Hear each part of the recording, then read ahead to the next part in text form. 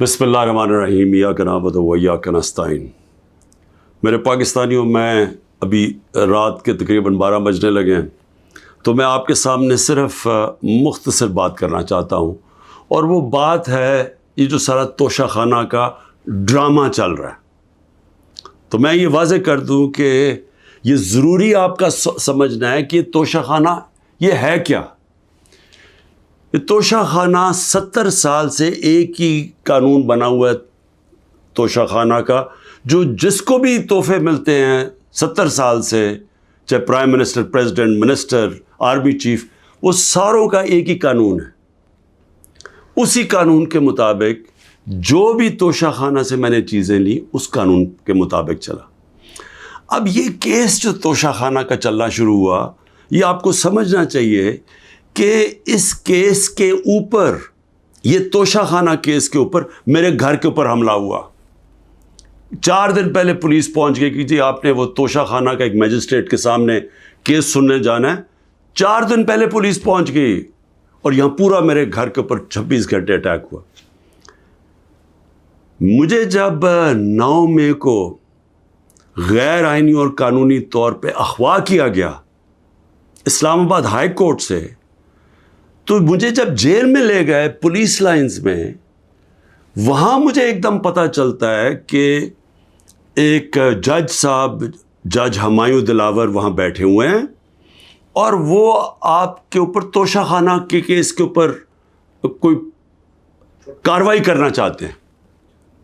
نہ میرا وکیل، نہ مجھے کیس کا پتہ، اور پتہ چلتا ہے کہ وہ ادھر آ کے میرے اوپر فرد جرم لگا کے چلے جاتے ہیں۔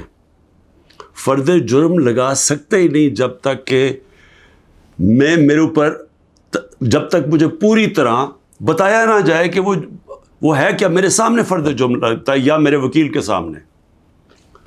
جب ہمیں یہ پتہ چلا، اس سے اگلے دن ہم نے ریکیوزل کا کہا۔ ہم نے کہا جی ہمیں ان جج صاحب سے جس طرح انہوں نے کارروائی کی ہے، ہمیں کوئی انصاف کی توقع نہیں ہے۔ یہ 11 مئی کو ہم نے کیا۔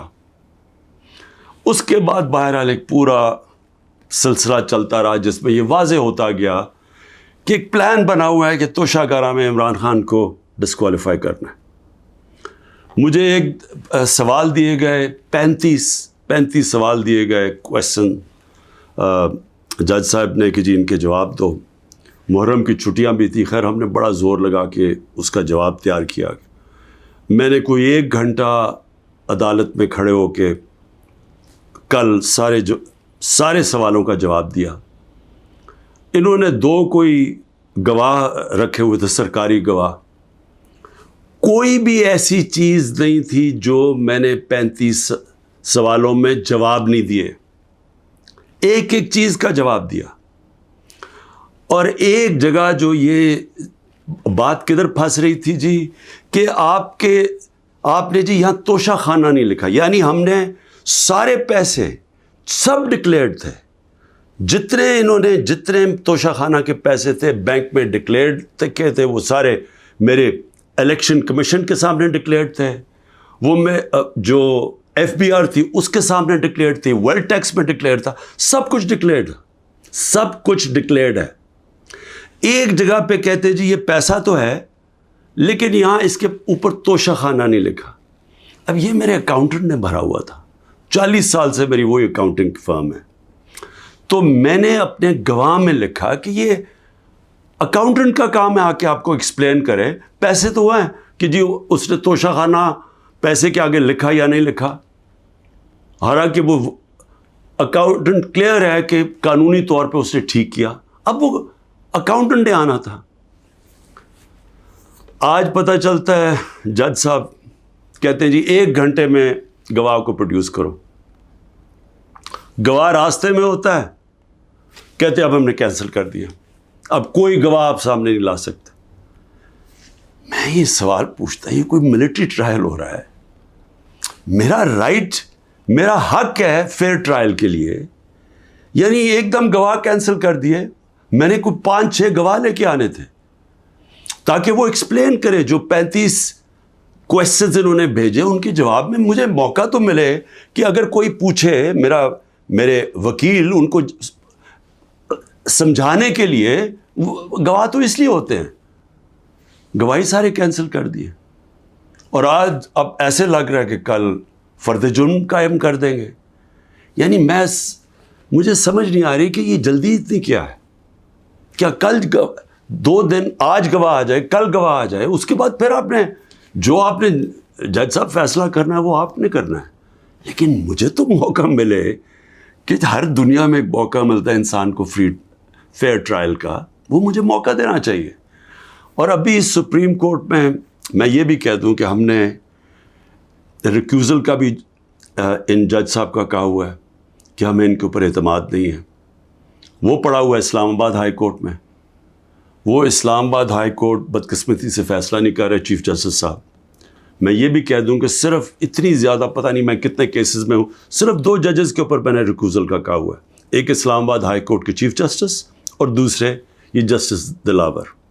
یہ میرا رائٹ ہے کہ اگر میں سمجھ رہا ہوں مجھے انصاف نہیں مل رہا تو میرا یہ حق ہے کہ میں ان کو ریکیوز کرواؤں، ان کو کہوں کہ کسی اور کو بھیج دے. اب وہاں بھی فیصلہ نہیں ہو رہا اسلام آباد ہائی کورٹ میں. ہم سپریم کورٹ میں گئے ہیں، سپریم کورٹ کہہ رہے ہیں کہ اسلام آباد ہائی کورٹ فیصلہ کرو، اور سپریم کورٹ نے کہا کہ تب تک انہوں نے جسٹس دلاور نے فیصلہ نہیں کرنا جب تک کہ یہ اس کے اوپر فیصلہ نہیں ہوتا ٹرانسفر پہ.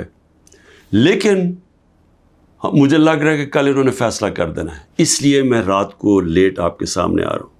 میں آخر میں ایک اور بات کہتا چلوں کہ فیس بک پہ 2014 میں جسٹس دلاور نے اپنی فیس بک پہ میرے اوپر ایسے ریمارکس دیے ہوئے ہیں جس سے لگتا ہے کہ وہ مجھے انصاف نہیں دے سکتے. یعنی ان کی ایک پرسنل ڈسلائک اس میں سامنے آ رہی ہے. ہم نے یہ چیف جسٹس صاحب اسلام آباد والوں کو کہا کہ دیکھیں یہ پریجوڈسڈ ہے. انہوں نے جا کے ایف آئی اے کو کہا کہ بتاؤ کہ جناب یہ ٹھیک ہے یا نہیں، یہ جو فیس بک پہ ان کی پوسٹ تھی. ایف آئی اے نے وہ چیک کر کے کہ کیونکہ وہ ڈیلیٹ کر چکے تھے پوسٹ، انہوں نے واپس کہا دی وہاں تو پوسٹ ہی نہیں ہے. دیکھیں بڑا آسان کام ہے. اگر آپ اس ملک پہ انصاف چاہتے ہیں، میں چیف جسٹس صاحب اسلام آباد آپ کو بھی کہتا ہوں اور ایف آئی اے آپ کو بھی کہتا ہوں، ایک فیس بک کو ایک صرف لیٹر جانا چاہیے آپ سے، ایک ای میل کریں کہ یہ کیس ہو رہا ہے. 90 دن تک ان کے پاس ریکارڈ ہوتا ہے. اگر آپ ڈیلیٹ بھی کر دیں کوئی پوسٹ تو 90 دن تک فیس بک کے پاس اس کا ریکارڈ ہے. صرف ایک ای میل کی ضرورت ہے، پتہ چلوا لیں کہ کیا انہوں نے جو واقعی انہوں نے پوسٹ کی تھی یا انہوں نے نہیں کی تھی.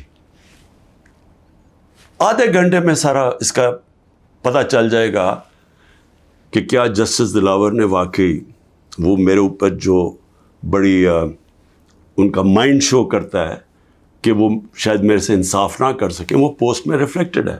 پتہ چل جائے گا کہ ہے یا نہیں ہے.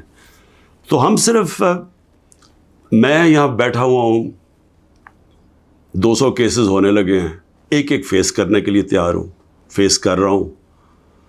پچھلے 2 مہینے میں 350 عدالت میں کیسز کے اندر میری پیشی ہو چکی ہے. 350، یہ بھی ریکارڈ ہے.